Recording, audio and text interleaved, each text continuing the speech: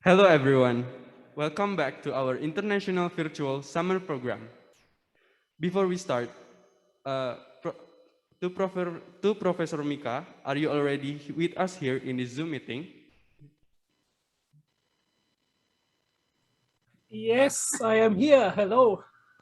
Hello, welcome Professor Michael. Okay, so without wasting more time, let's welcome our amazing speaker for the first lecture of the International Virtual Summer Program. Coming all the way from New Zealand, here we have Professor Michael Luke. Professor, before you start, you have total of 100 minutes of lectures, including discussion. So if any participant have a question later, the participant may raise their hands and you may answer the questions. Okay, also Professor Mika is a professor of tourism at Auckland University of Technology and Tourism. He is currently expertise in marine tourism, and by following this lecture, we hope you all will get a lot of knowledge on marine tourism and wildlife. Uh, to Professor Michael, the time is yours. Kia ora, koto katoa. Thank you very much, and it's wonderful being there. First, quick check. Can you hear me? Is that coming through? It's loud and clear, Professor. Yeah, good. Okay. Fantastic. Good. Yeah. So it's wonderful being in Indonesia, even though I'm in New Zealand. I, as many of you might know, I have been in Indonesia a couple of times before and had only fantastic experiences there. So I wish I could be with you right there. But this year, of course, it doesn't work the way that we all wished for. But even better than that, you organized a fantastic summer course, a summer school that works very well. And I saw your list of speakers, which was absolutely fantastic. So I feel honored to be part of it. And I hope I can bring you a little bit of those things that are valuable to you. So I was asked to talk about marine wildlife tourism, and that is something that is close to my heart. And I've been working on it for 20 years now, 20 odd years. It is something that I love doing, and you will probably see in today's presentation as well that it shines through. So without further ado, I will share my screen now and go through the PowerPoints and video slides that I have prepared for you.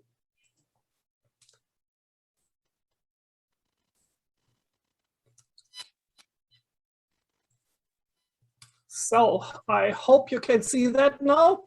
So marine wildlife tourism, when we look at wildlife tourism in general, so we have this quote here by a gentleman called Olindo.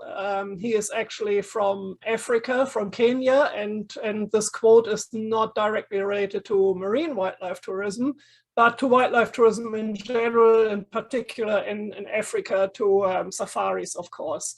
But wildlife is a magnet, and we know that. Wildlife has been a magnet for many years. People do want to see wildlife. They want to see wildlife in the most diverse environments, in different forms, with different vehicles, with different equipment, and so on and so forth. And we will go in the first part of today through a little bit of those interactions we have with wildlife, and also what kinds of wildlife tourism we have. Then after that, we look a little bit into the management of wildlife tourism. And again, only relatively briefly, we could talk a whole week about that. There are so many models and so many good ideas out there how we can manage wildlife tourism. And then the last part is a little bit about case study that covers my work mostly, but not entirely. So we will have a look at that one and see how we do time-wise. So if you look at this one, again, an example from Africa, so not marine related, but I think very telling. Often when we interact with wildlife, we have and for lack of a better term, a quite ignorant tourist who comes and says, look, I'm here, tell the wildlife I'm here and I want to see them now. I want to get close, I want to have a reliable sighting, and you organize that for me. And of course that doesn't work. And of course it is what we would call ecotourism, because it's more about myself rather than the wildlife that we want to see. So we have a whole bunch of different people that look at wildlife, from this type of tourist to very hardcore specialists who are traveling around the world to see a specific species or a whole bunch of different species or so. So that is then the other end of the spectrum. And again, we have a look at those now. But before we look even at tourism, we look at I want us to have a quick look about our interaction with wildlife in general. And that is a very wide spectrum, as you can see here. Let me see if I can get a laser pointer. Yep, there it is. So on this end here on the left-hand side, we have very high interaction, physical action with wildlife, and that goes down in continuum. And on the other hand, we have virtually no interaction whatsoever. And if we look at it, the high interactions, hunting, culling, predator control. So be aware that when we're talking about things like that, that's not always necessarily negative. Even if we're killing wildlife, that can be predator control. For example, in many places around the world, we have deer hunting or rabbit hunting or so, because those species become so prevalent and overtake the environment and are real pests and destroy other species or the flora in a country or in a region. So they need to be controlled, and therefore to an extent also need to be killed. We in the marine environment have seen, for example, the crown of thorns starfish. You might have seen reports on that one, that those starfish are incredibly invasive and kill lots of other native wildlife in that marine environment, on the coral reefs in particular. Then we've got live captures, for example, for marine parks, dolphins and seals, and even whales to an extent. For display purposes and entertainment purposes. Research, of course, can be very diverse, and we have also some criticism about research saying, we advocate that tourists don't get close to wildlife and don't touch wildlife and so on, whereas research can be quite invasive at times. But over time, that became less and less invasive. We have new models, new technology to do research where it doesn't have to be as invasive. And then we have what is the main part of what I'm talking about, the non-consumptive recreational use. So for tourism, for recreation, and non-consumptive. And we will talk about non-consumptive, what it means, but basically in a nutshell is you don't kill the animal, but you observe it or interact with that. And then we have on the lower side here, conservation and lobby group membership. So if you're a member of World Wildlife Fund or Greenpeace or any of those groups. And then an interesting one here, you might not even be aware of it, but we also have the existence or bequest value. And that is something that's actually quite interesting. You, for example, might have never been to Africa, but you might still think it's important to protect elephants or lions. Tigers are not in Africa, but lions, for example, even though you have never seen any in their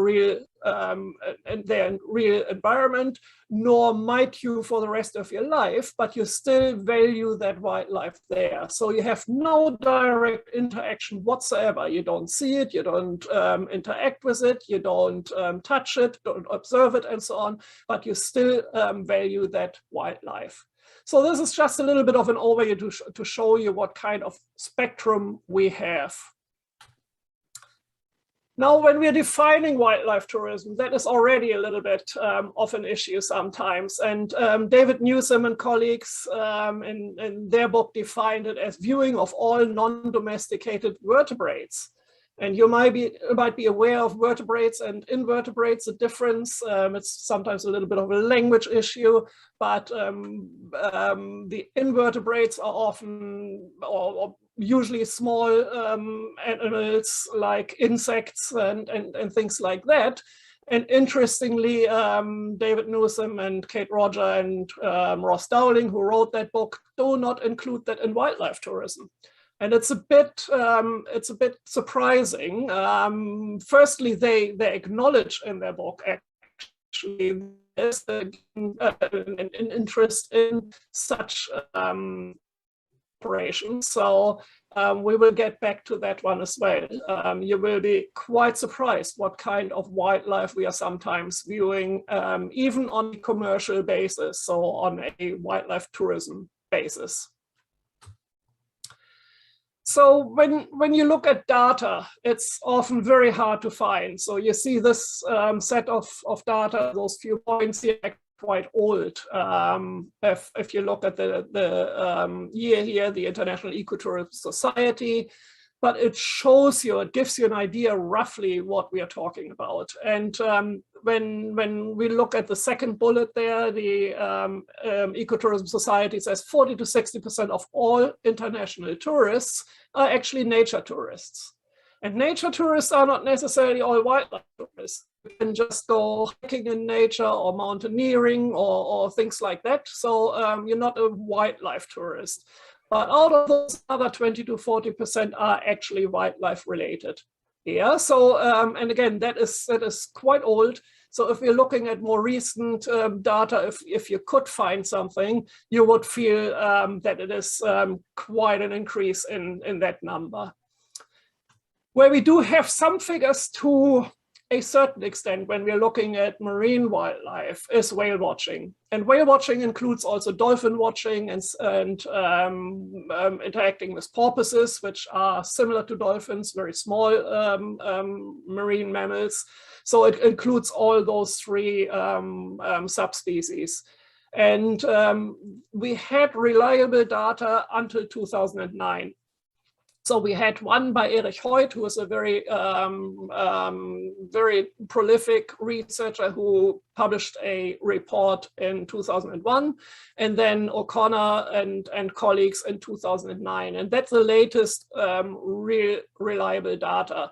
And they actually said we had like about 13 million in 2008. And then again, we can only estimate from those reports and extrapolate and try to figure out from so many places around the world in terms of whale watching, how many roughly we have. And we're looking at about 20 million at the moment. Yeah, so that is a huge amount of people. If you look at them, and that is just whale watching. So whales, dolphins, and porpoises. So that does not include any other marine wildlife, from seabirds to manatees and dugongs, to turtles, to sharks, to other fish like manta ray, and so on and so forth. So all those different types are not even included in that. So you can see it's a massive, massive amount of people who are watching, and also a massive amount of businesses. And if you look at a map, wherever there are whales and dolphins around the world, usually you have also whale and dolphin operations, so commercial watching. Wherever it's commercially possible, viable, then usually is where it's also happening. And I looked at, again, David Newsom's book to have a bit of an idea. Again, I mentioned some different species. So they give you just some examples of wildlife tourism. And out of this table they presented, I highlighted in bluish color there, all the ones that are coastal and marine related. And you can see that pretty much half, if not more, of all those activities are actually marine related. You can see even, again, when I say it's not just whale watching, you will be surprised sometimes what kind of wildlife viewing is actually available. The red crabs on Christmas Island are super famous. Not huge numbers because it's quite tedious to get there, but it is nevertheless very, very well known, and is portrayed in wildlife documentaries and so on. Snorkeling for fish, scuba diving, of course, with whale sharks in various areas. So they here mentioned Ningaloo Reef in Australia, but you know, possibly in Indonesia there are sites. In the Philippines, for example, there are sites where we will get back to a little bit later, and so on. Stingrays or other rays, manta rays, and so on. There's lots of places around the world. Feeding sharks, shark cage diving, and so on. South Africa, in Florida, in Fiji, in Hawaii. There are many places as well where you can do that. And then turtle tourism, from looking at the hatching places, so various beaches, but also snorkeling with turtles, turtle hatching stations, and so on. So there's quite a bit around there as well. Crocodiles, when we're looking at saltwater crocodiles. So in Australia, we have saltwater crocs, otherwise there probably wouldn't be marine tourism. When we're looking at marine tourism, we usually do not include freshwater, so lakes and rivers are not part of it. Seabirds, many places around the world. Boat trips in wetlands. Probably the most famous example is the Everglades in Florida. I will show you a photo of that one a bit later. You know, albatross colony in New Zealand, again, seabirds, and of course our mammals. We have, again, cetaceans, but also pinnipeds, so that's sea lions, seals, elephant seals, and so on and so forth. So again, a huge amount of different activities. So it's very, very widespread. So when we're trying to make sense and you know, if you look at science or research and in tourism, we do that just as much as others as well. We like to put things into boxes. We like to categorize things, and basically so that we have a better understanding of it, but also it's easier to grasp the ideas and look at how various parts of our industry are interacting with each other or related to each other. So this is a famous model, WBT, as wildlife-based tourism, and Reynolds and Braithwaite published that in 2001. It is an attempt, let's say it like this. I believe there is actually, that is not quite accurately portraying what wildlife tourism or what the other parts of tourism here are about, but at least it's an attempt. So if you look at, for example, ecotourism, it's entirely within nature-based tourism. And the vast majority of ecotourism does take place in nature, sure. But I would, for example, move this bubble here in this Venn diagram out of nature-based a little bit as well. We have, for example, urban ecotourism. So in city centers, like walking tours or so. So ecotourism is more than just nature-based tourism, right? That's just one example. You can argue for quite a few of those boxes that it's not quite fitting, but it is a good idea, and you see where the overlaps are. So often rural tourism, so wildlife tourism, because we're looking in the natural habitat, it's usually related to rural tourism. But again, we just talked about captive wildlife, so marine parks, aquaria, they can be right in the city center, not rural at all. Yeah, and we will talk about consumptive tourism. I mentioned that, and nature-based tourism in general is obviously much more than just wildlife-based tourism. So there's a number of categories, and when you look at literature, you find so many different ones. So don't take this as gospel here. This is just one idea to, again, put things into boxes to probably understand it a little bit better. And the first one would be nature-based tourism as a wildlife component.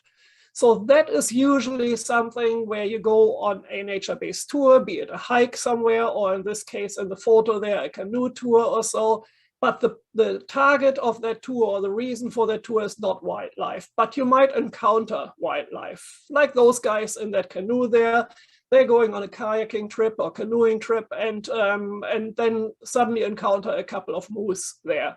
And that can happen with, in our marine environment, a harbor cruise. We have here a bit further north in the Bay of Islands, we have harbor cruises there in the bay, and you do encounter dolphins occasionally. So you're not going out, they're not even licensed to go whale watching or dolphin watching. But if the dolphins are showing up and are next to the boat or close to the boat, that is absolutely fine, because that does not breach the license they have, because they're not looking for them. Yeah, so those are a lot of tours like that. And even on a hike, you might just see a bird in the tree or a squirrel on the ground or so. That's all wildlife, and you encounter it without particularly looking for it. So the second one is an interesting one. Those are locations with good wildlife opportunities. And they're often, let's say, man-made or enhanced, like the bottom left photo. That's a classic example from Africa, where lodges, often quite expensive lodges, have actually a watering hole, and then early in the morning and late in the evening or so, you can, as a tourist, sit there on the deck and watch wildlife. So those are wild animals, usually in a national park somewhere or in a game reserve, but they're wild, and they come because water is there, and tourists can watch them there. And again, back to our marine environment, the bottom right, we have places around the world where you can actually observe whales and dolphins from land. So this is not necessary to go out by boat and charter a boat or go on a tour or so. As you can see here, we have whales. I believe this one is in South Africa, but we can do that also in Australia. There are spots in Hawaii. So there's a number of points around the world where whales come very, very close to shore. The third one are our artificial attractions, and today's class is not really about that. I would usually do an entirely separate one on that, so we're looking at marine parks and at aquaria in particular. So like this photo here, that's Marineland in Canada, where you even have beluga whales, but you often have dolphins, you have orca, sea lions, and so on and so forth. And then, of course, other than the marine mammals in aquaria, you have fish and seahorses and starfish and all those different creatures there. Number 4, and I said I'll get back to you and you will be surprised sometimes what you see. And those are specialist animal watching tours or activities. And often they're called as special interest groups or special interest tourism. And it's said that bird watching is a good example. Sometimes I believe now that bird watching is actually so popular that's not necessarily one of those specialized tours anymore. That became almost a mainstream, and in some cases even almost mass tourism, depending what kind of birds and where you are. But I show you an example now that I bet you probably have never heard of as a tourism activity. And I took that one off that's an entry in the Encyclopedia of Tourism in Coastal and Marine Environments. And you can see here dragonfly tourism. Yeah, so you have dragonflies and there are tours to watch dragonflies. So something you probably never would think about, but there are actually activities like that.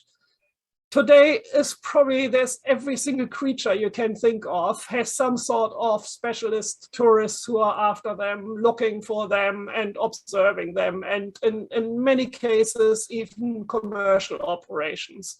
They can be very small. They can be tiny with just like a handful of tourists or so, but generally they do exist. And the next one are habitat-specific ones, and I mentioned the Everglades before. So those are tours where you need a specific vehicle to observe wildlife. And the Everglades here is a prime example. You see that boat here with a flat hull and a huge propeller in the back.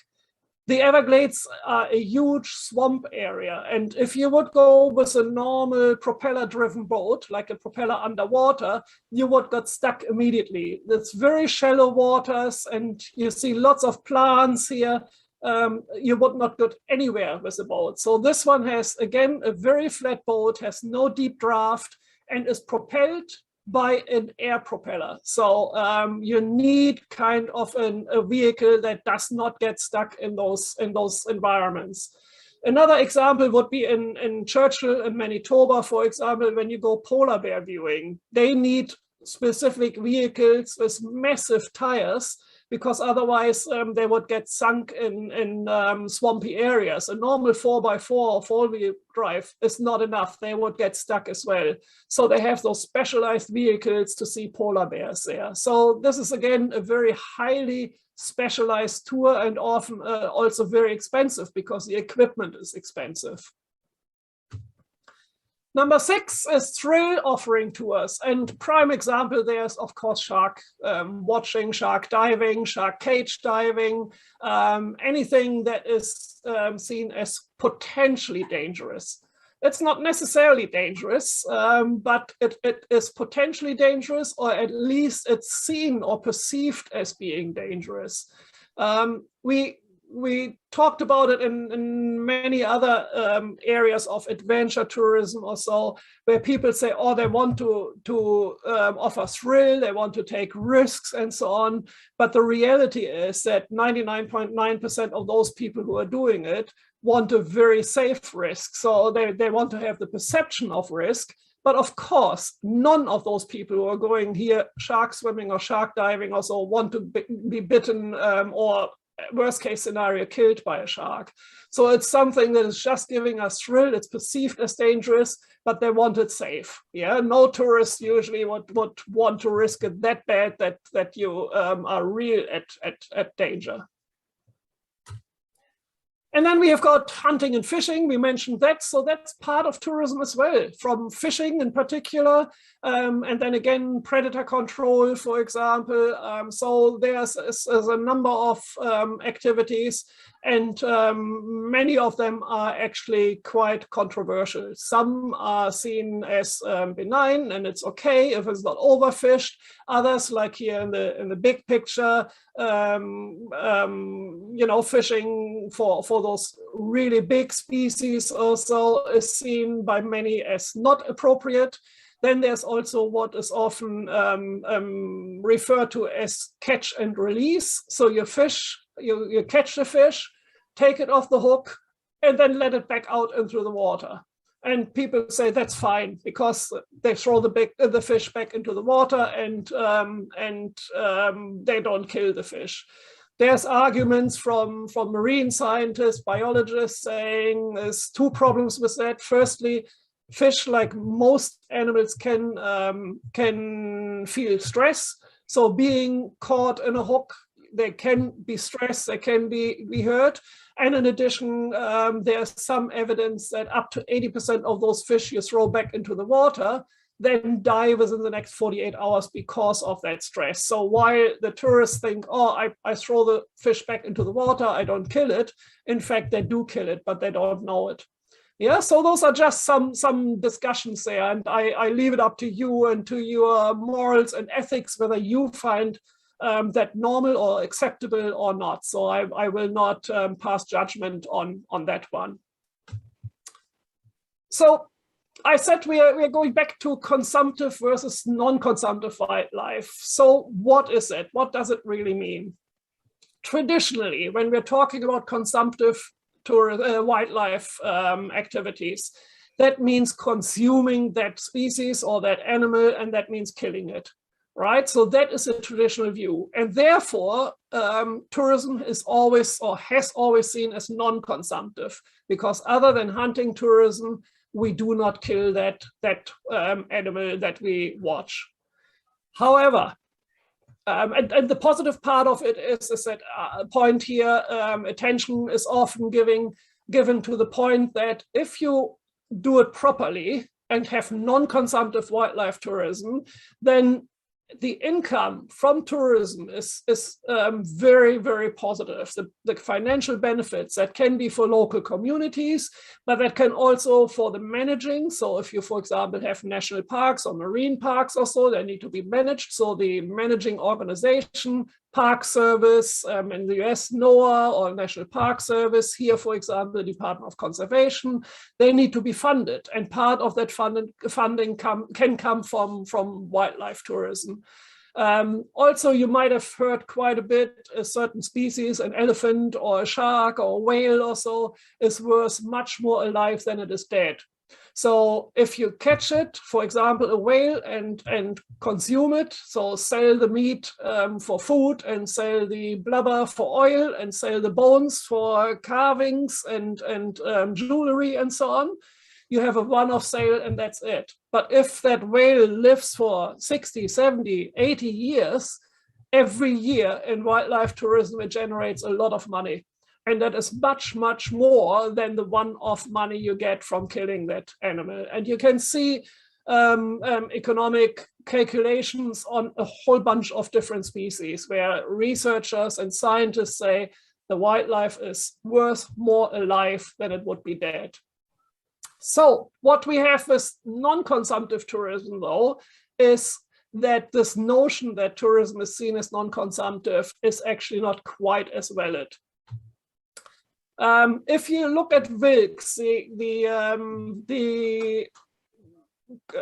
source I give you is from 1977, so really old, probably older than most of you who are watching now. So it's been around for a long time. And very early on, Wilkes already said, this is a myth. It just is not true. So non-consumptive users, and he did research in Canada on Vancouver Island and natural areas there. And he said non-consumptive users, so-called non-consumptive users, are actually consuming recreational environmental resources.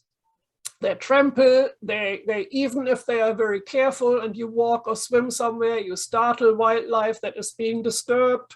Breeding patterns can change because of that, because there are constantly people walking by or going with boats past an island where seabirds are breeding, or where people are swimming with dolphins, like in Hawaii all day. So that disturbs wildlife and eventually even can kill wildlife, even if it's not direct, the activity as such. But then, for example, they might not find food enough, or they're being disturbed while hunting for food all the time, and so on and so forth. So eventually, you might even kill wildlife. So that tourism, wildlife tourism, is inherently non-consumptive, we can't say that. Some is, but lots of it is not either. And if you look at the bottom left, the small photo there, you can see sea lions there and tourists very, very close to it. And this is in Australia, so it's not an Arctic environment or polar environment, but there has been a study in Alaska, for example, where seals were congregating on ice floats. And boats came by, passing by, tourist boats watching them. And every time a boat came by, at least some of those seals were then going into the water because they were scared, they were disturbed, they went into the water. Boat passes, and then shortly after that, the seals went back onto that ice floe to rest. And that happens multiple times a day. And what it means, and especially in a cold environment like in Alaska, that every time a seal has to go into the water and haul out afterwards again, it consumes energy. And that's not energy they're meant to consume, because that's not their natural behavior. Their natural behavior would be lying on and resting on that ice float for much longer. So what it means is they might have not enough energy then for successful hunting if they're constantly disturbed. So that was one of the studies where it was shown very clearly that tour boats have an impact on wildlife, even though they don't touch them, they don't kill them, but there's a detrimental impact on them. Another example is when you look at the numbers of people. this is an example from Maui in Hawaii. And if you look, that is the island here from the harbor here. The whale watch boats go out during whale season when in the northern winter from Alaska, the whales migrate down to Hawaii and give birth and nurse their whales. And then in the northern spring, they migrate back to Alaska and they feed there. So the whole winter season, they do not feed at all. There's no food around Hawaii and warm waters. They need cold waters for krill, for example, tiny organisms that they feed on, and they're in cold waters in Alaska. But in winter, Alaska is too cold for them to give birth and rear their calves. So they travel for thousands of kilometers twice a year, once down to Maui to the warm waters, and then in spring, when it warms up a little bit in the north, then they migrate back. So that is Hawaii. But what also is in Hawaii, there is a small crater, mostly submerged crater called Molokini. And you can see it here. So here is a harbor roughly, so it's not too far away. And this is a nice sheltered spot there with with coral reefs and lots of wildlife to see, from turtles to fish and corals and so on. And when you go on a normal tour, you can see here a few boats already. Look how many people there are. Yeah, so at any one time in the water, there's so many snorkelers. Not any single one is a problem, but if you have so many at one time, then it can become a problem. And that we have in many cases. And that's why we often have, for example, for whale watching, regulations that there's, depending what country you're in, what place you're in, what species of whale you're looking at or dolphin, you have maximum 3 boats at a time around a whale or a pod of whales, but not more. And then if a 4th one would come, then the first one that arrived has to leave. Yeah, so that you never have more than a certain number of people or boats around a certain place. And you can imagine that is sometimes hard to manage. So here's that article. I put that link in you. I believe you will get the PowerPoints in your material. There's actually 2 links. You can also Google it easily. There's a full article that Wilkes wrote, but then there's also an abbreviated version, like a summary or so. Have a look at that one in your own time. The summary is perfectly fine, just to give you an idea what kind of problems tourists can have. So that was the first part. Now let's have a look at managing marine wildlife tourism. And as I said before, we need to manage it in one way or the other. Otherwise, we run the risk of disturbing or in any way harming the wildlife we actually want to see. And the photo there is actually not too far from you. That's south of Yogyakarta. And it is a small town. At the moment, I can't remember the name of it. And there's a turtle hatching station. And what they do is actually absolutely fabulous. So firstly, what they do to manage wildlife tourism, or to manage the turtles, actually, the protection of the turtles, is firstly, traditionally, local people have collected turtle eggs for food. So what they did now is from a NGO, so a non-profit organization that runs the turtle hatching station, they actually pay the local people for the turtle eggs. Say you can still collect them, but you don't eat them. You give them to us and we pay you for it. And then you can buy other food for it. And then they take the turtle eggs to the hatching station and hatch them. And when they become a few weeks old, by law, they have to be released. They're not allowed to keep them longer than, I think, if I remember right, than 6 weeks, but I might be wrong, might be a little bit longer. Then they have to release them. And what they do in order to raise awareness, they make it a tourism attraction. So they have a bunch of tourists, they draw a line here in the sand, and they give a tourist in a half coconut shell, give a baby turtle, and then tell them how to release them. And then the turtles are being released. And all those little dots here are baby turtles going towards the water and are being released. So that is one of the options to manage that. So you manage the tourists by keeping them in place there. Don't let them accidentally step on a baby turtle or so. Stay behind that line.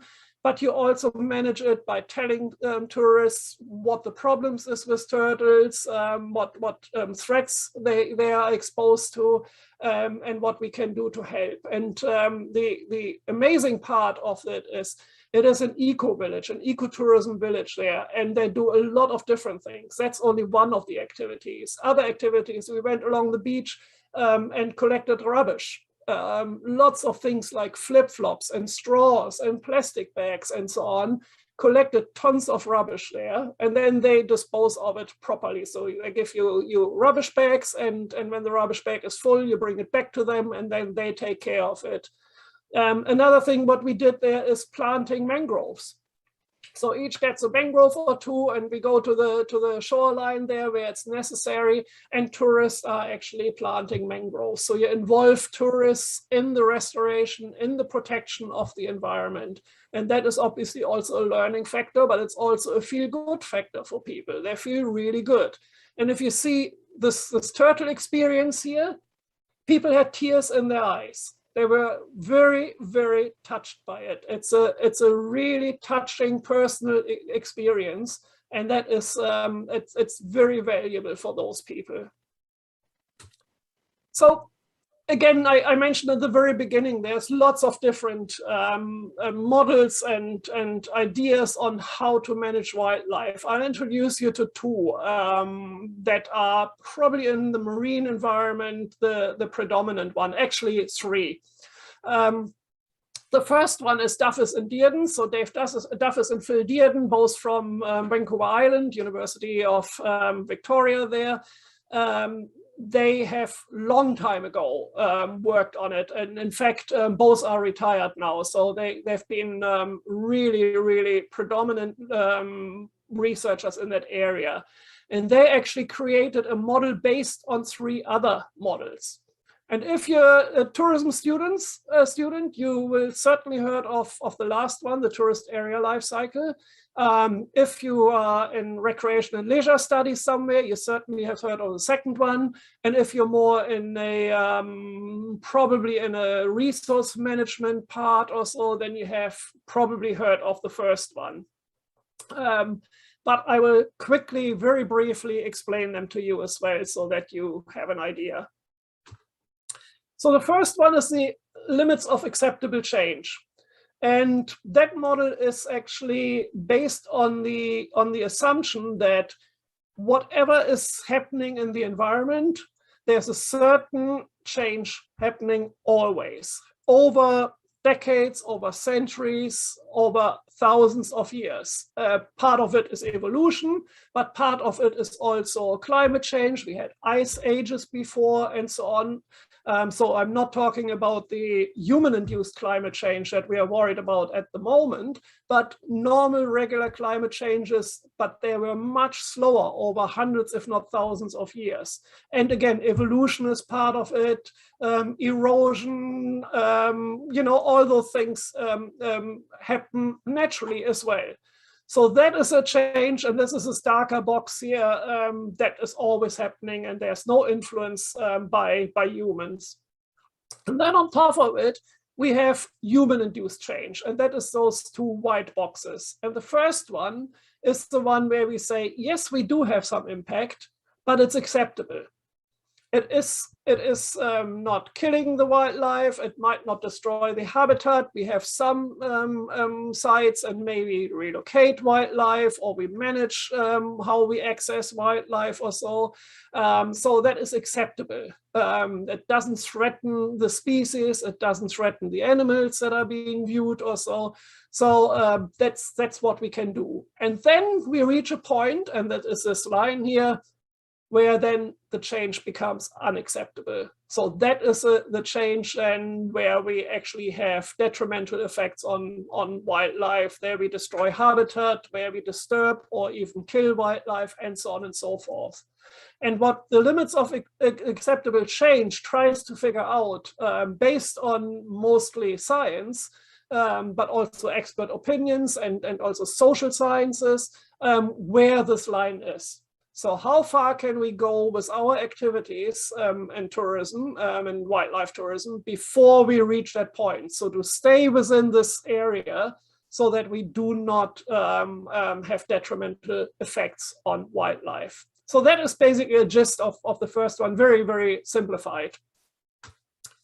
The second one is Brian's leisure specialization continuum. And Brian looked at it from a fly fishing activity, so not marine, but water-based. And Brian, again, is a very early model. Those three are very early models that are then later on have been modified and merged into Duffus and Dearden's model. But Brian basically found that amongst fishers, we have a continuum. So each of us could be fitting somewhere on this continuum. So you might be here and your neighbor might be there and somebody who's a friend might be here.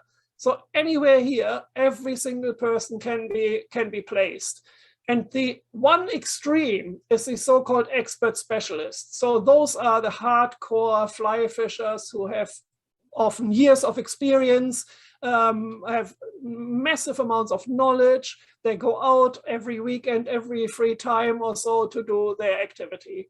And then on the other end is the so-called novice generalists. So those are those what we would probably refer to more as mass tourists, but it doesn't have to be mass tourists. I would say if I would go now fly fishing somewhere on my own or just with a friend, I would be absolutely somewhere here. I've never been fly fishing before, so I'm a novice generalist, but it's just two of us going, so it's not mass tourism, but it's often the characteristics of mass tourists, so that they have less knowledge and less engagement with that particular activity. Yeah, so that is that part of Brian's continuum. And then the third one, again, if you're a tourism student, you must have seen that before. That's a 101, but for the others, it's very easy to understand as well. So what Dick Butler actually said in his continuum, and in his tourist area life cycle, he actually based it on the marketing model of the product life cycle. And you might have heard a product has a certain life cycle. If you invent a new product, it takes a bit often to get into the market. Then maybe it becomes really popular if you're lucky.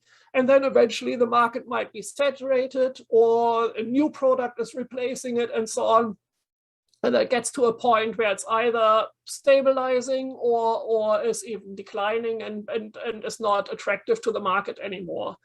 And Butler looked at it from a tourist destination. So if you have, let's say in our case here, Maui in Hawaii, say, well, initially there was very little tourists. So here are the tourism numbers and this is the timeline here. So initially very few tourists, tourists and also providers. So accommodation providers or tour providers explore tourism, it's new, get slowly involved and so on, and it's developing. And the further we go in the timeline, the more it develops. And this curve can obviously go that way or very steep if it's something incredibly taking off, or like this as a sort of average example. And then we come to a point again where the market is saturated. So Maui sees how many million tourists a year, and accommodation is there and all the tours are there and so on. And then you come to a point where you reach that maximum, and then there's various options, and those are those options. So either ideally you rejuvenate your product so the destination gets some new attractions or some massive marketing campaigns or so, and can then revive their destination here in A or B. Or it stays pretty much the same. So we reach a certain number, a few million a year, and every year is the same. So we don't grow anymore, but we also don't decline. Or worst case scenario, obviously we decline because it's not attractive for some reason or the other.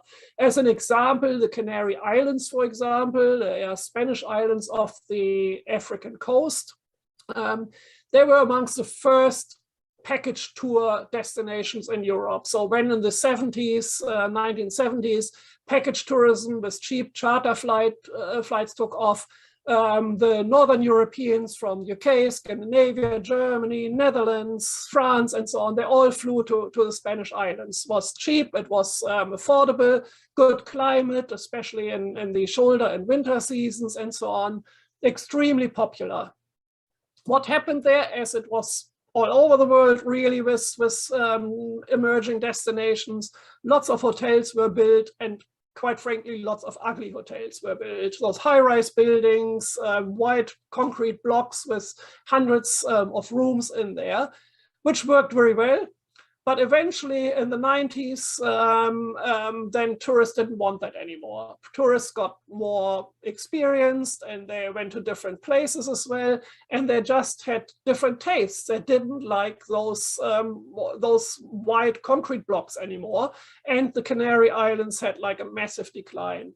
So then over the time, they tried to rejuvenate their image with sustainability activities and so on and so forth. And now they are at a good space, always talking pre-COVID, of course. At the moment is an absolute disaster, but that's around the globe.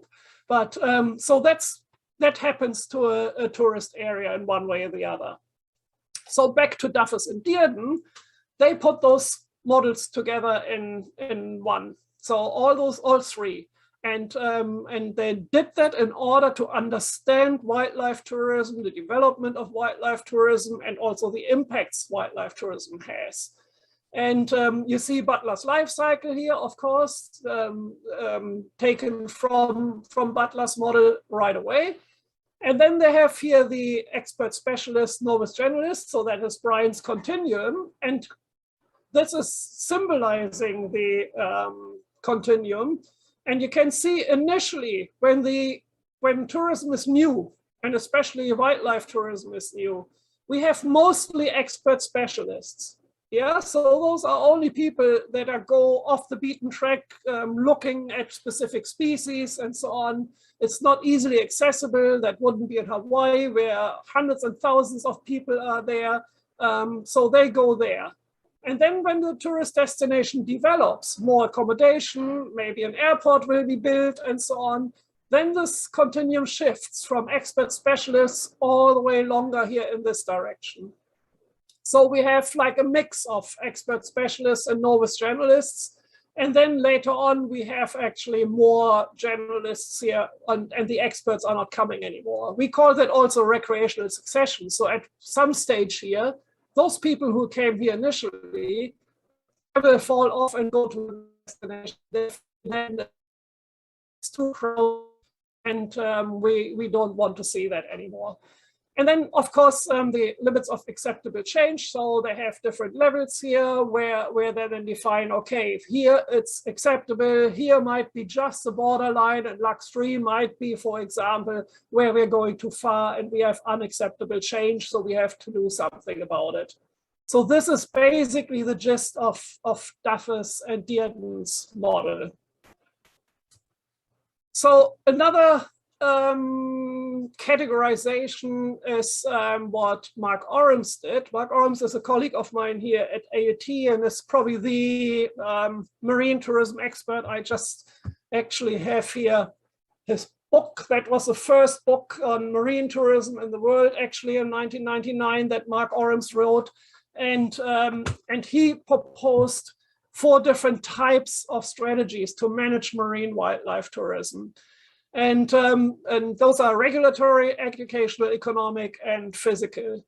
And what I did actually a few weeks ago, I sat down with Mark and asked him about that to explain it a little bit. And that's what I'm going to show you now. So I hope it works well, including the sound. And listen what Mark has to say. I mean, it's great having the person who is actually proposing it. So hearing it directly from him rather than repeating what he is doing. So have a look. There's obviously a need to manage it in one way or the other. And in your book, you outlined 4 main potential tools to manage it. Can you walk us through those tools and see how we probably in New Zealand as well adopt them or have adopted them already? Yeah, sure. Now, when we come to looking at managing these interactions, and I always have an objective or an aim, what we're trying to achieve with management is we're trying to minimize the potential negative impacts and we're trying to maximize the benefits. So the intent of what we create from a management regime is to achieve that outcome. And we have a whole range of tools and opportunities to do this. Now, the most common one, and it's almost the default, and I think that's unfortunate, is to use regulations. So I call those the regulatory category or types of management strategies. So to give you examples, those are things like the creation of laws that say you must not do something, or that you're restricted in terms of when you can do it or how you can do it. And if you transgress those laws or those regulations, there's some kind of punishment. So an example of that might be you're going out to interact with and watch dolphins, and the regulation says that you must not approach closer than 100 meters and you must proceed at 5 knots within 300 meters in terms of boat speed. If you are found to be transgressing that, there's some kind of fine. So there's a regulation that says here's what you can and cannot do, and if you don't obey, there's some kind of punitive response to that. So that regulatory approach is very common, and it's something that we're really familiar with. We know that if we drive in excess of the speed limit, which is a regulation, and we're caught, then there's some kind of punishment as a consequence, right? Demerit points on your license, a fine financially, removal of your license and your ability to drive if it escalates. So that regulatory approach is quite common. I think the challenge with that is if we always go to that, we detract from one of the really wonderful parts of interacting with the marine environment, and that is the freedom to actually engage with not just marine creatures, but the sea in a way where we don't have the same kinds of restrictions that are placed on us in a land-based kind of situation. So I would advocate for using regulatory approaches as perhaps the last resort, as opposed to jumping to those as the first response to try and minimize the risks and maximize the benefits. On the other end of the spectrum, the educational approaches are ones that are able to persuade through education people to make choices themselves to minimize their negative impact in terms of their actions and interactions in the marine environment. And those are things that add value to the experience so they can maximize the benefit. If people understand that, to give an example, like going into a particular ecosystem or habitat that's an important resting location for a particular marine wildlife species, and they are encouraged to be very respectful, quiet, calm, at a distance, and to observe through binoculars or through long telephoto lens camera capture of images and so on, and they choose to do that, that actually adds value because it reduces that negative impact or the propensity for it. It adds to their understanding of the animals that they are interested in and their critical part of their life cycle and their ecosystem. So that kind of approach is sort of a win-win, if you like, as opposed to you must not do this, and if you do, you're going to get punished. It's we want to encourage you to understand the impacts of your decisions, and so let's do the right thing by these animals that you're so interested in learning about and observing or interacting with. So there's this sort of two ends of the spectrum, I suppose. Another category are what I would term economic. So one of the things we know about shaping human behavior is that we respond to economic incentives and disincentives. And that's used in a punitive sense in the example I gave before about you transgress a speed limit, you get caught, you get a fine. So you don't want to do that because money is important to us. So we can use economic aspects in association with regulation or with educational strategies to be a disincentive for things we don't want to see. But also on the other side, we can actually use it as an incentive. A good example might be, we know that marine litter is an increasing problem, particularly plastics in the marine environment, causing massive issues for not just marine wildlife, but the entire marine ecosystem.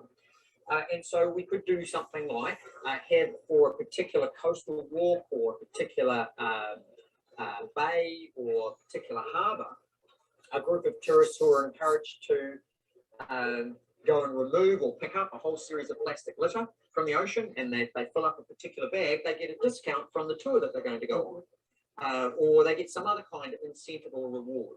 So those things people respond to because there's an economic incentive and they feel good about doing something that's the right thing to do.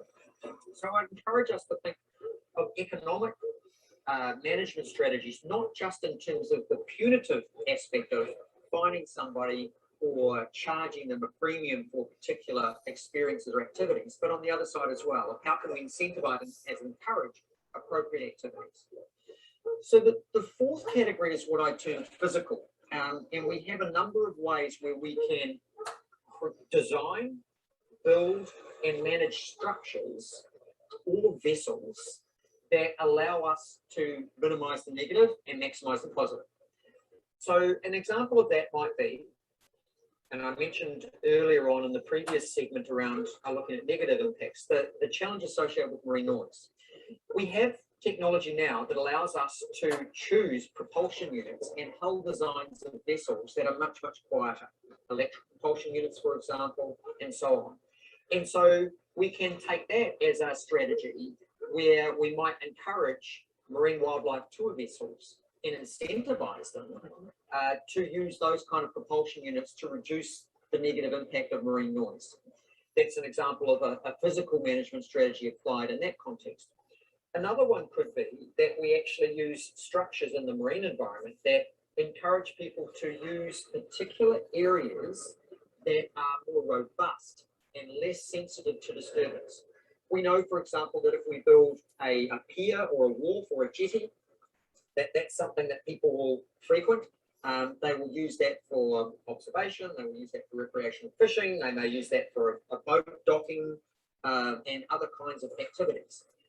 If we create that physical structure and place it in a location where we know that this is not a sensitive habitat, we can shape the usage to areas that can minimize the negative impact.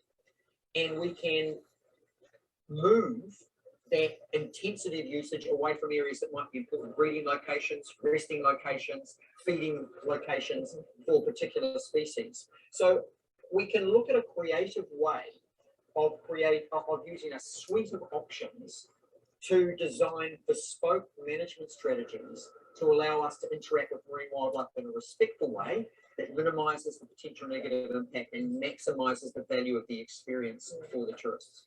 So in summary, we've got regulatory measures, we've got economic ones, we've got educational ones, and we've got physical ones.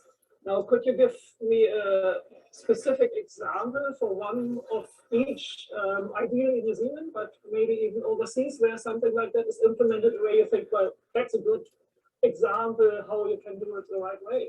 Yes.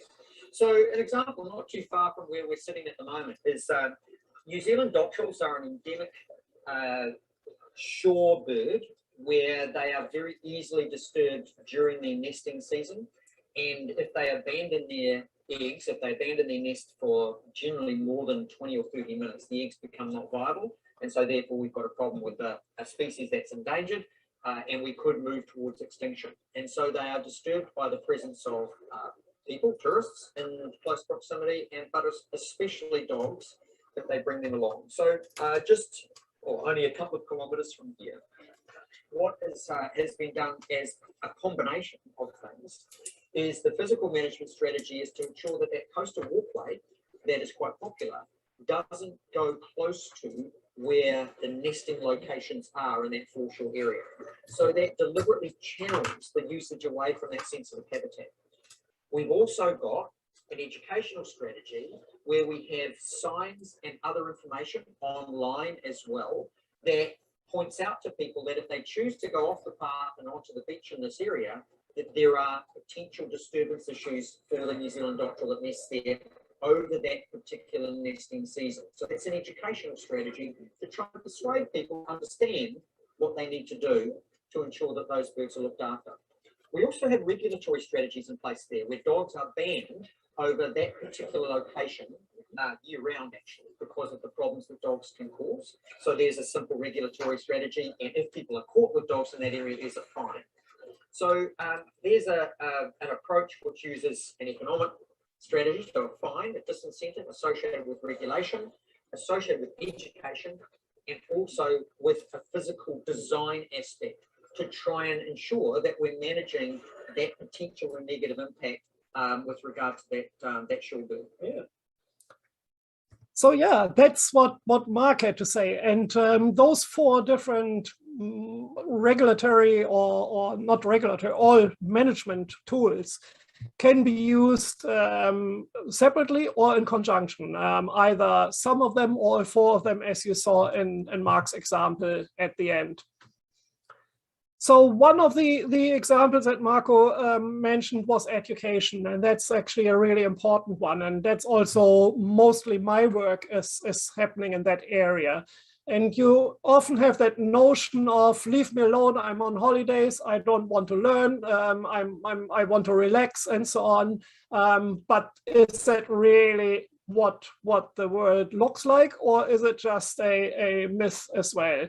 And back in the early 2000s, when I did my PhD work, 1999, 2000, 2001, I actually could clearly show on dolphin tours that people actually wanted to be educated. They wanted to learn, and they actually demanded. Whereas other researchers said tourists are just consumers and they don't want to learn. But on wildlife tours, in particular in my case on swim with dolphin tours, people actually expected information. So why interpretation? So Marco mentioned that already, to make people understand what they're watching, to protect them, and to protect the environment as well. So it has this underlying notion of conservation when we're talking about it. Very briefly, for time reasons, Freeman Tilden is actually always referred to as the grandfather of interpretation. So he worked in the American National Park Service, and he was actually developing structured interpretation in those national parks. So some of those quotes that became very, very famous, he said, through interpretation, understanding, through understanding, then appreciation for what you see, and through the appreciation, when you appreciate something, you're also more likely to protect what you see. Another one is, and that's probably the crux of interpretation, it is not instruction, it is provocation. And provocation means provocation to think about what you see, to think what it means, to think in a wider picture, and so on. And we will look into that in a moment.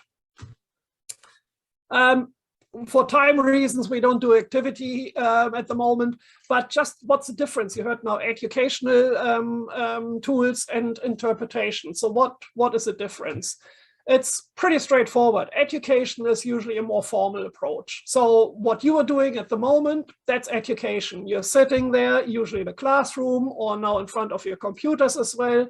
You are what we call a captive audience. So usually, I mean, you're not chained to the desk or being in a cell somewhere in a prison, but you're in a captive class and usually would not just walk off there. In many cases, education involves repeat students. So you come back every week for your course, or every day, or whatever a course is. And it is usually a little bit more formalized.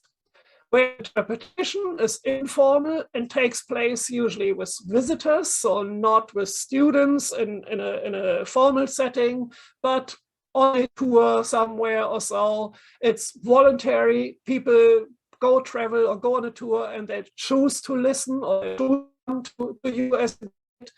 Of course, therefore, it's a non-captive setting. So if somebody is in a national park or so, here's a ranger talking, they can walk away anytime. Yeah, so they have no repercussions in terms of probably not passing assignments or missing out on marks and degrees and so on.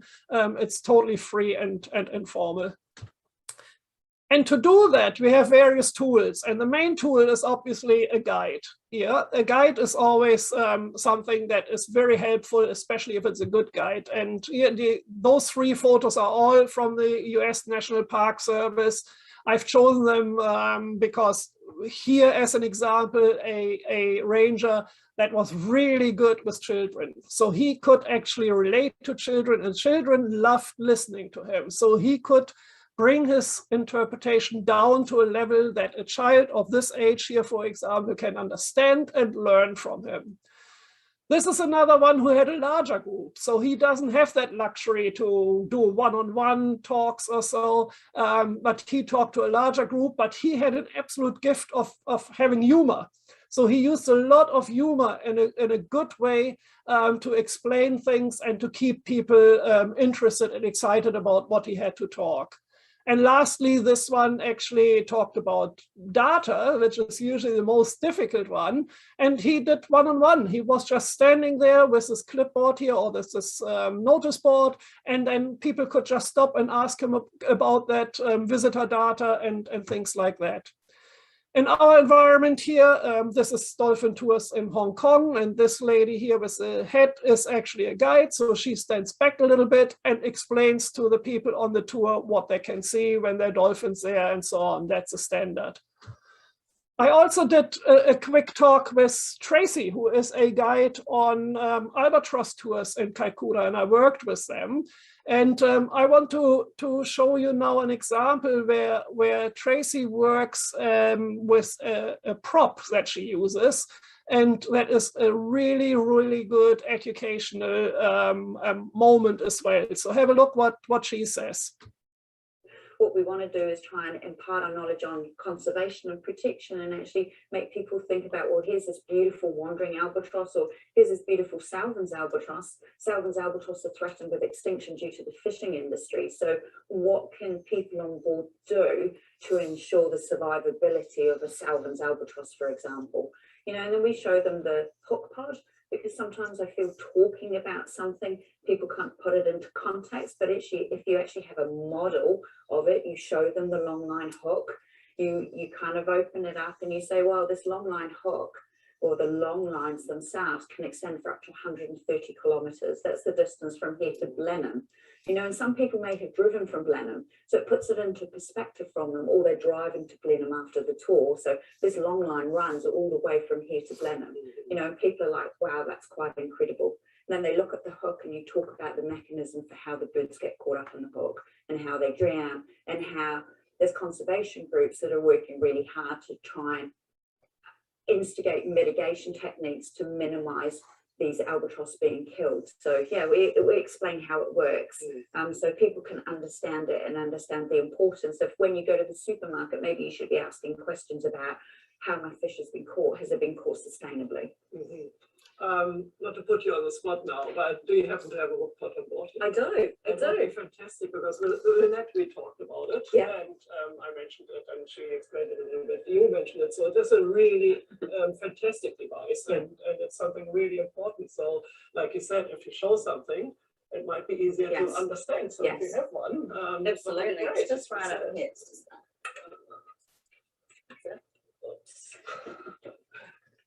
So sometimes it's really helpful if you do have something that you can show people. And we get a lot of people taking photographs of this just because they've never seen one before. So the idea is that, I'll open it up, the idea is you've got the long line and you've got the hook. So you've got up to 130 kilometers of long line. Every meter or so is baited. The hooks are baited with squid. That's the main prey item, or the main food source for albatrosses. So what happens on a normal day is that the birds see the squid, they think it's dinner.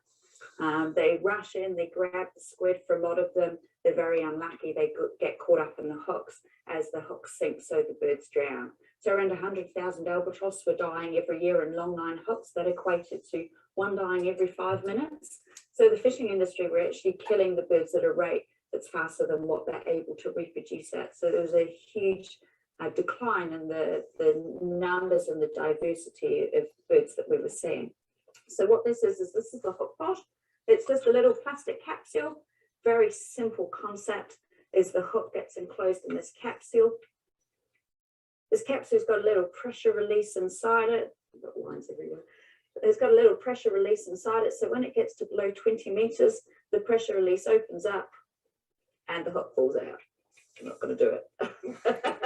That's always the problem when you're trying to live demonstrate something. It doesn't always work. So yeah, the hook drops out. That drops down to 20 meters. It's actually out of reach of the albatrosses. Not for all birds, but this has been endorsed by David Attenborough. It's been endorsed by Prince Charles. It has had a 95% success rate. My company has invested money to install this in a longline fishing vessel in New Zealand as a trial. So it's actually quite amazing that we have this to show people we're actually giving financial contribution. Fingers crossed that the whole of the New Zealand fishing industry adopts this practice and it prevents further deaths of albatross species. So there you can see, if you have a prop on board and if you talk with a guide and the guide can explain something and to show you something physical, it is much easier to understand. If Tracy would have talked to you about the hook pot without showing you it, I'm not sure if you would have understood what it actually is and how it actually works. So that's just one of the examples. Then we have other forms or tools that we can use. In this case here, those guys are actually not on their cell phone, they are on an audio tour. So they get one of those devices at the beginning of the attraction. And at each part, this is here a nursery pool for trout, for example. There's a number and they can punch in the number here and then can listen to some information about that particular part of the tour there.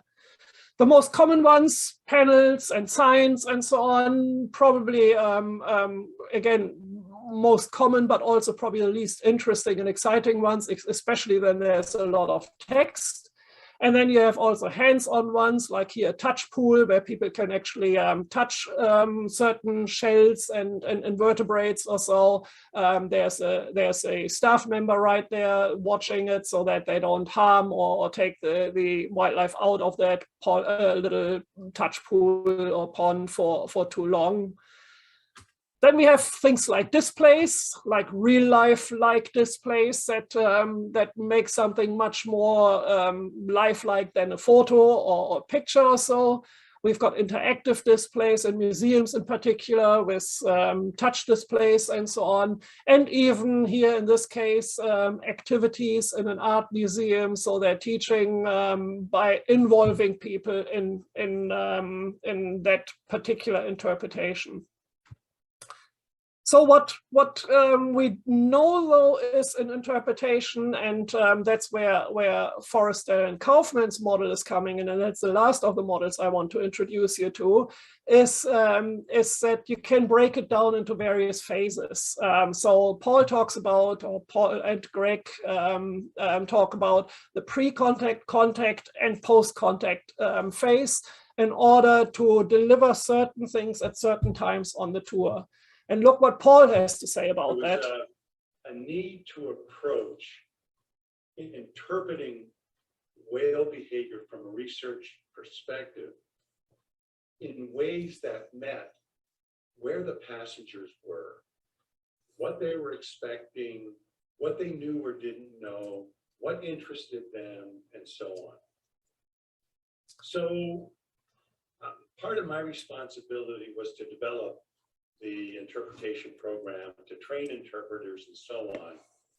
So I originally developed this idea of the anatomy of a whale watch as a heuristic device, and began to realize that when people go on a whale watch, their heads are in very different places at different times of the experience. And I began to learn about this simply by listening to the questions they asked. And I began to realize that at least conceptually, you could divide the trip into before you get out to see the whales, time with the whales, and time going back to the dock. For me, that was the 2.5 to 3 hour opportunity we had to try and sort of educate, engage, and impress those going on the journey. And I began to realize that when people first get on the boat, they're not thinking whales. They're thinking, is the boat going to sink? Does the captain know what he's doing? Where's the bathroom? Is there any food on the boat? Where do we put the baby carriage? All of these sorts of things. So there was this need to orient, calm down, get folks interested, and sort of give some insight as to what the trip would engage. So in what I call the pre-contact phase, it was really important to let folks know that they were on a journey of excitement. We hoped they would see things they had never seen before. We wanted to help them incorporate that into their life view and their understanding of whales. And then when we were around whales, I began to realize that we really had to keep the comments focused on helping them understand what they were seeing and allow them to become agents of their own learning. So I developed a sort of a training schedule that was really focused on helping the interpreters or the naturalists move through the phases of where the passengers were. And I also realized that if our aim was to educate and our hope was to engage and increase environmentally friendly behaviors, that we had to use some learning principles, that we had to understand a little bit about how humans engage with information, how it impacts them emotionally and intellectually, and how to shape that towards a conservation message. But my focus really was on from the beginning of the trip till the end of the trip, and making sure that what we were saying was relevant to their expectations, their emotional state, and so on. So that was Paul Forestell, and if you look at literature, he is one of the absolute gurus on whale watching research, and he's retired now, but he was happy to have a chat with me on that one. So his model then was a little bit enhanced by various people. One of them again was Mark Orams, and without going into detail there for time reasons, what Paul just said as well in terms of how to engage people during the contact phase in particular is this point what Mark Orams here said is the effective domain. So something that you want to convey to people that's close to their heart. So things like life and death and birth and threats to the wildlife and so on, anything that is emotional we can relate to, and that is much easier to convey to tourists that are not marine scientists, rather than numbers and figures and data and all that stuff. So again, Marco here said emotions, stories about the animals, life, death, birth, illness, and so on and so forth. So with that, I will go on my own research that I've done. So I told you that before. I said I found that tourists do actually want to learn, but I have not found one single piece of work where people were actually asked what they do want to learn.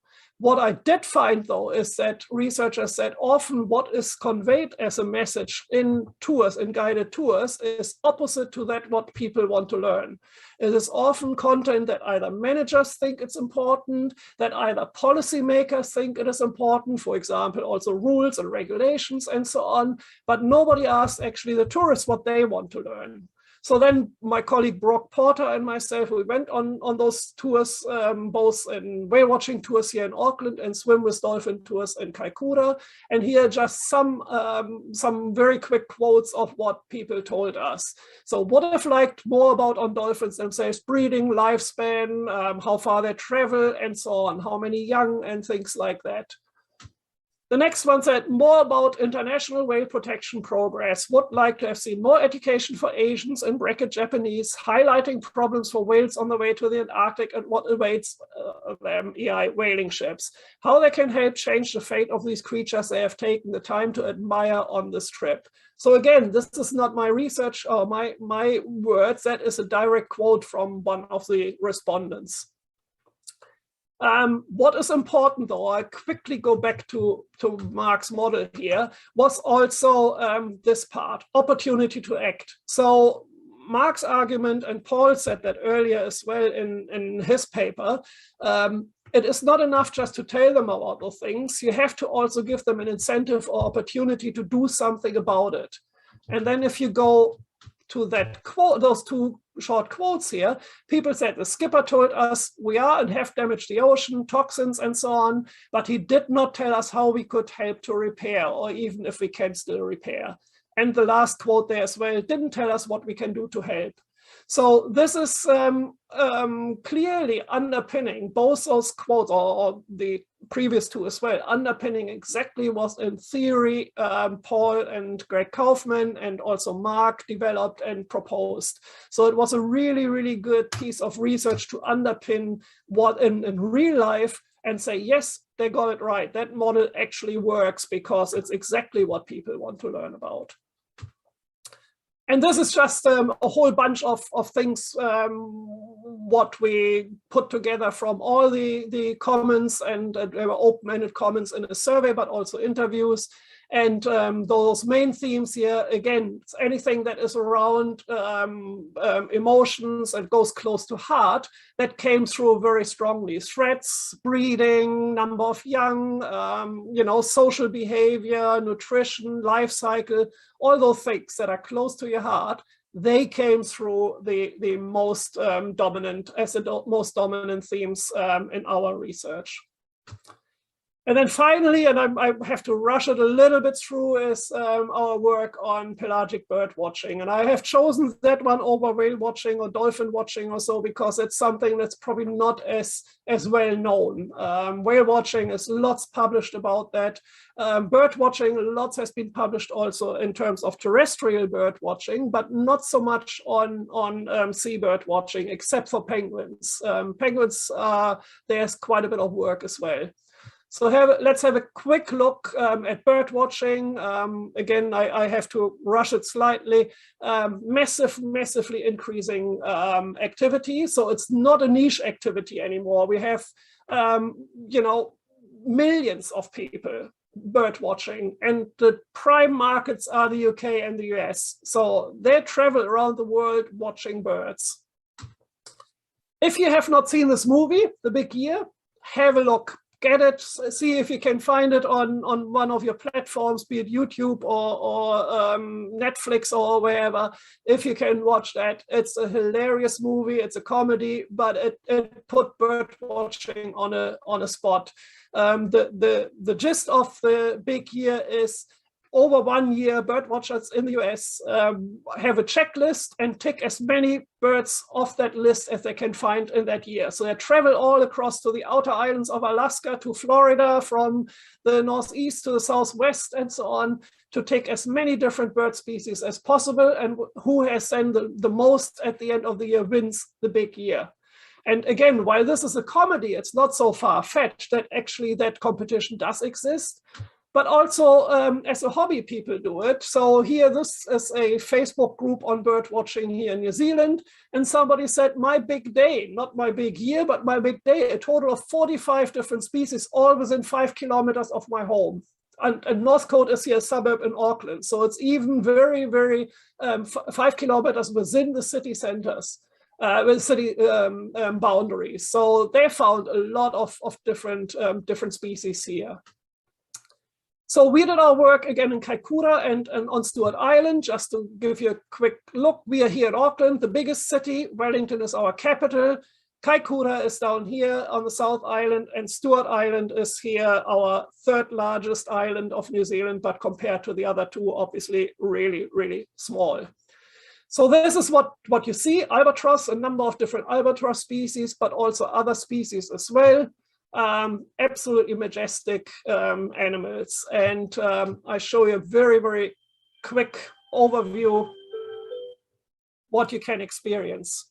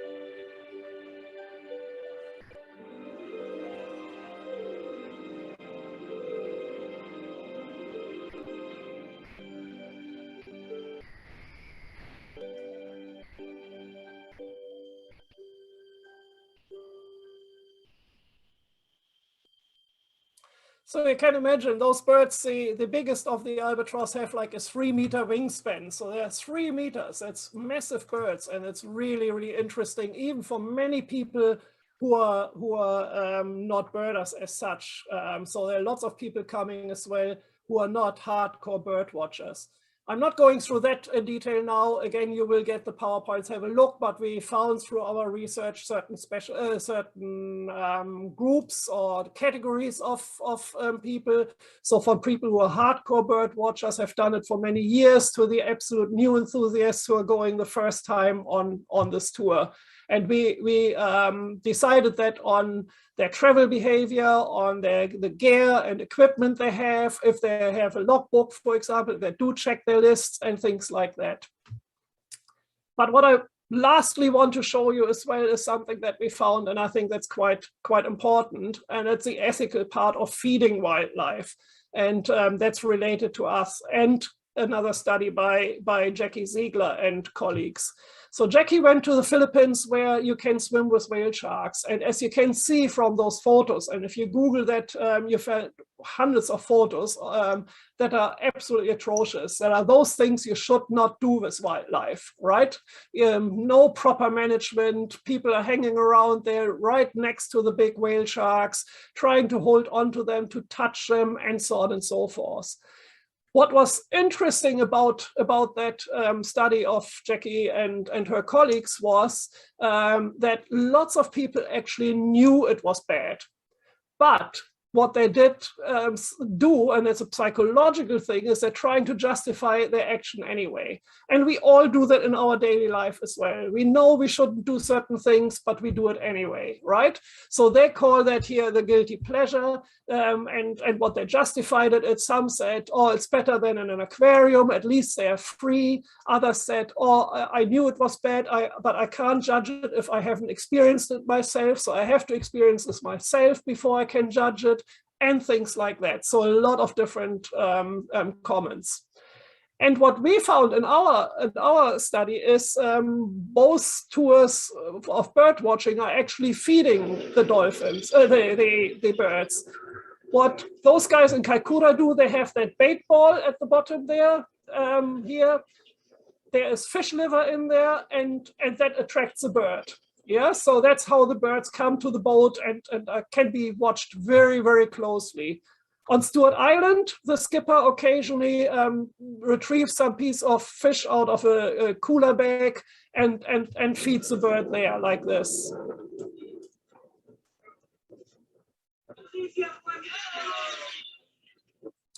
So what our study actually did not look at it was actually the feeding and the ethics of feeding. We were looking at totally different things, but what came through the comments from many, many tourists is actually that they did not like the feeding, or at least they felt awkward about it and said it was not ethical. But, and don't read them all, but what they also did is they do try to justify it as well and say, well, but they used to fish anyway to boats, because when the fishing boats are coming back, they're throwing fish pieces overboard, and that attracts the birds. Others said it's, because it's fish guts, it's natural food, so that's fine. Others said it's ecologically sound, otherwise they wouldn't have booked the tour, and so on and so forth. And the interesting part again was we didn't even ask for it. They offered it to us without even asking. They had this what we call ethical dilemma. Yes, I know it's probably not good, or it might be bad, but I do it anyway. Yeah, and that is very human behavior. So that's what both studies concluded, that there is actually potential costs. We don't know, because there are no sound biological studies that have been done. And until we have data that shows clearly, no, we should not feed wildlife, or saying, well, it's fine. There is indeed no negative effects on the birds. Until then, we actually should use a precautionary principle and say, no, we're not doing that. So to wrap it up, a few concluding thoughts. I've put you through a long time today. So we know wildlife is a magnet, and that can encompass an all a huge different type of wildlife, from the tiniest little organisms to the largest whales and everything in between. And marine wildlife in particular has grown significantly, mostly because of technological advances. So we have scuba there, we have snorkeling gear, we have boats that are faster, get to certain places faster, and so on. So all those things facilitated a massive growth of marine wildlife tourism. We also have potential impacts. Again, usually if I do a whole course on marine tourism, I would always talk about the potential impacts, both negative and positive impacts, and they need to be managed. And I showed you a few management tools and models that are available. And with all of that, we also have to have some ethical considerations to understand what's right, what's not right, and ethics vary considerably between cultures. What is ethical in China might not be ethical in New Zealand, and what's ethical in New Zealand might not be ethical in Indonesia, and what is ethical in Indonesia might not be ethical in Italy, and so on and so forth. So cultures and countries, through our upbringing and through our cultures, we have different ethics, and that makes it more difficult to pinpoint what we should do or what we can do and what we can't do. So with that, I hope I could provide you a little bit with some information that's useful for you. I was very lucky that I could talk to a number of people recently and film that. They were very happy to provide information. Mark Orams, Paul Forrestal, those are, you know, absolute gurus in the field, and we're very privileged having them, but also providing freely the information and talk about their work with us.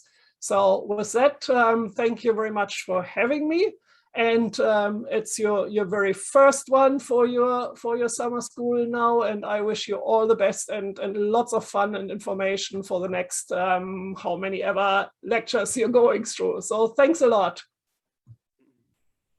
Well, thank you so much, Professor. Before we move on to the discussion session, we have brief information about Schools of Hospitality and Tourism, Auckland University of Technology. So the School of Hospitality and Tourism are world ranked and recognized globally. The QS University rankings place our schools at top of hospitalities and leisure management programs in New Zealand. Our Bachelors of International Tourism Management is accredited by the United Nations World Tourism Organization, or UNWTO. And there are postgraduate studies includes Masters of Gastronomy, Masters of International Hospitality Management, Masters of International Tourism Management, Masters of Philosophy, and Doctors of Philosophy. And you can learn more on www.aut.ac.nz.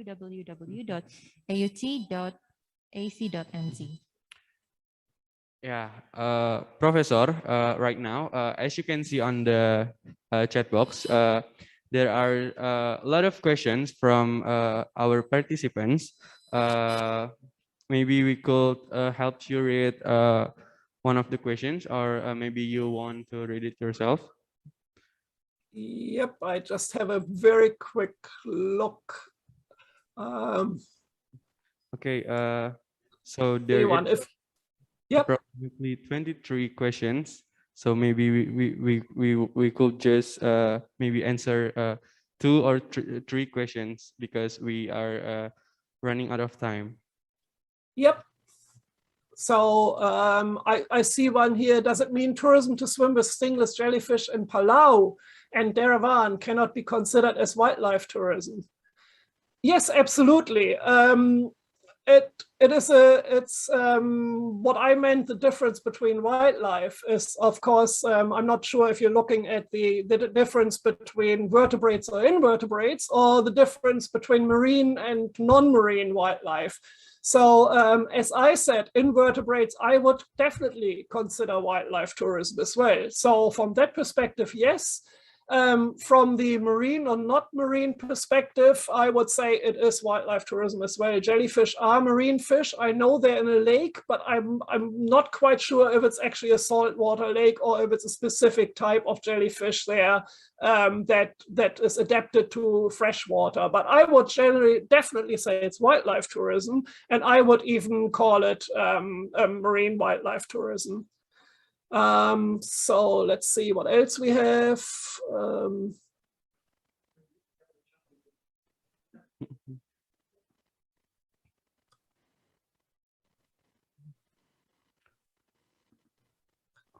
There's a pretty long one, but the gist is basically about captive dolphins, and that they are in Indonesia, they're being caught to do tricks and to be displayed in private aquariums, causing stress upon marine mammals. How can such things happening in the first place? Does catching dolphins, is that easy? And what can the marine tourism industry prevent things like that to happen again? And it is, again, it's a very, very long one. I do specific classes on that one as well. Catching them is relatively easy. There are places in Japan, for example, but also in other parts of the world where they're being caught, and then transporting them is a little bit more difficult. They usually be transported by air. So they're going into kind of a pool that is transportable, and they're being transported by air around the world, literally. It is incredibly stressful keeping dolphins or whales in captivity in those marine parks is totally unethical and totally inappropriate. So that is probably the worst case scenario. And what we can do is, first thing is, each and every one of you just don't go, don't buy tickets. Yeah, if people don't go to those places, then they don't have a financial incentive to keep those dolphins or whales. And then that means they won't be caught. But also the tourism industry is doing quite a bit. You might have heard about the orca in the US that were in captivity, and there were documentaries made about it, huge pressure on the government to regulate it and so on. What happened a lot in Europe in particular is that big tour operators and airlines actually said they're not selling tours or tickets to those marine parks like SeaWorld or Marineland or those anymore. So from the industry side, again, if they don't sell the tickets, then the parks don't have an incentive to have wildlife in captivity, and therefore then hopefully they would disappear. Yeah, there's tons of questions, so I really appreciate that. I'm not sure, maybe if one of you would just copy paste them and email them to me, and I can actually get back with a couple of sentences to each of them tomorrow or so, so that you have an answer. So we're running out of time, but I appreciate your questions, and I try to answer them as best as I can. So if some of you could do that and email it to me, that would be fantastic, and I will get back to you. Okay, actually we still have 5 minutes left. If you maybe want to answer one last question. Okay.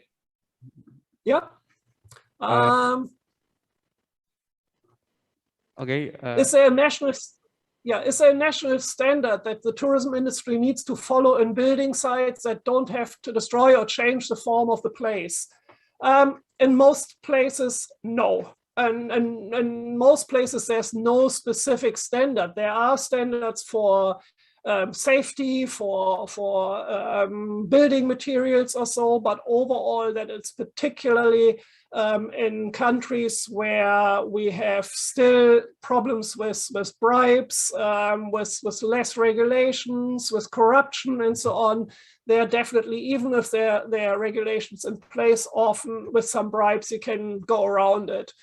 On the other hand, there are countries that have building standards, and an example is, after the example I told you about the Canary Islands, Turkey became very, very popular in Europe as a tourist destination. And Turkey said, we don't want to do the same mistake, and maximum height of the hotels is 2 or 3 stories. So not those big high-rise blocks. Well, guess what? Turkey is not immune of financial pressures and corruption either. If you look at Turkey now, you have the same type of big hotels there as well. But they did try initially. The same in Belize in Central America, a small country. They actually have ecotourism. It's the only country in the world that has ecotourism development in their constitution. So it's a very small country and they want ecotourism to foster ecotourism. And I'm not sure of their building standards, but I'm sure there won't be those high-rise buildings other than maybe in Belize City, in the main city, but not on the islands out there. They're small buildings, maximum 2 floors, maybe 3. I haven't seen a 3-story building there. So I think there is a good example where it works. Okay, thank you so much, Professor Michael, for answering several questions from our participants. Maybe after this session, we will collect the questions as you ask, and we will email them to you.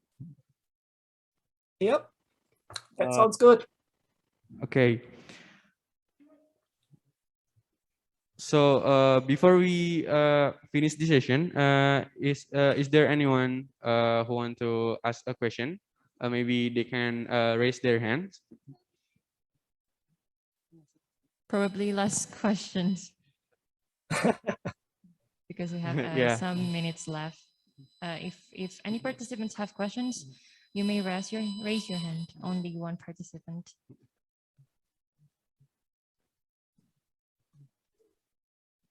Okay. Okay. So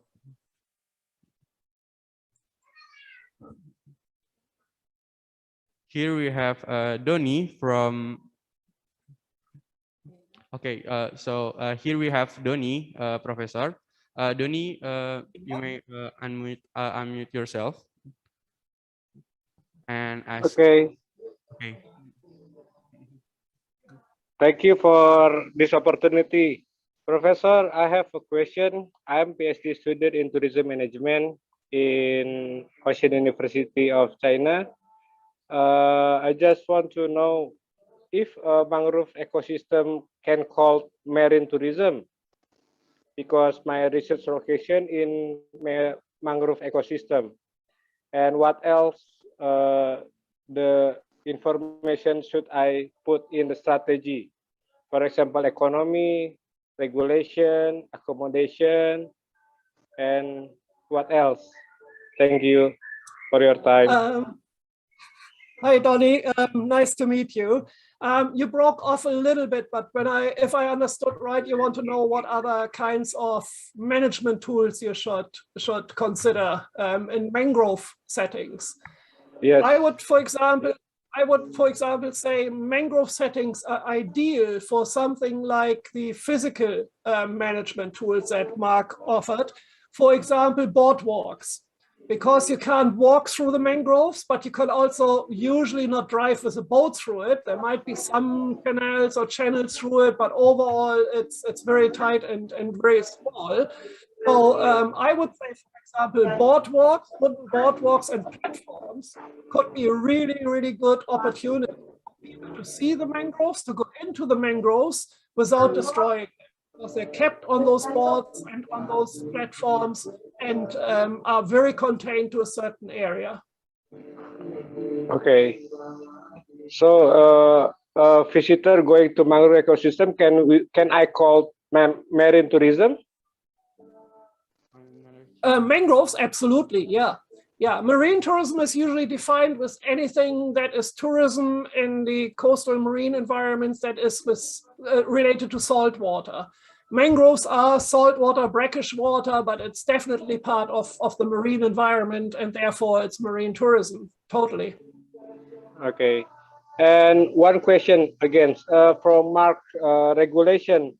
What should your solution for me to create the strategy of mangrove management in Indonesia? Well, again, I mean, the one thing is the physical one.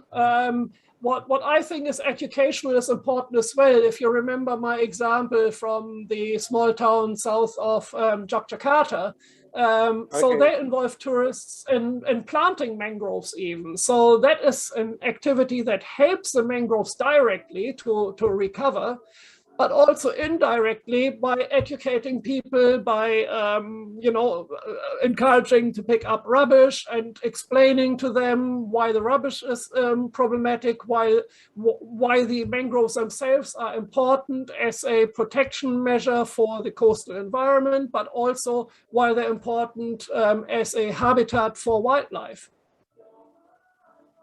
Okay, thank you. Thank you, Mr. Luck. If You're I can, if I have time, can I send you message, email to you, because I have more Absolutely. questions about mangrove tourism. Absolutely. Yep. Send me an Thank you email. for That's your, thank you for your time. You're more than welcome. Thank you. Thank you. All right, thank you so much, Doni. Also, thank you so much, Professor Michael Luke. What an amazing lecture about marine tourism and wildlife. So the last question for Doni is also the last question for our session today. So Professor Michael, we hope we can meet again on another chance. Okay, I think that's all for today's agenda. Today's such an eventful day. But before we finish the sessions, I have several information for all participants of virtual summer program. First, tomorrow is day 2 of our summer program. There will be a lot of interesting activities for you guys to look up to. And also the second lectures from Professor Dr. Suziana and the flashback Unpad. Also, another reminder, during the pre-event, you have been informed about our international cultural exchange. So the detail will be given later during the summer program. And then thank you very much to participants who attended the first days of the summer program. My name is Aisha. And I am Fathan. As the MC of the event, representing the committee. For the deepest of our hearts, we do apologize if there are any mistakes during the event. Once again, thank you very much for your kind attention. Please stay safe, stay healthy, and See you tomorrow. Thank you so much, Bye-bye. Professor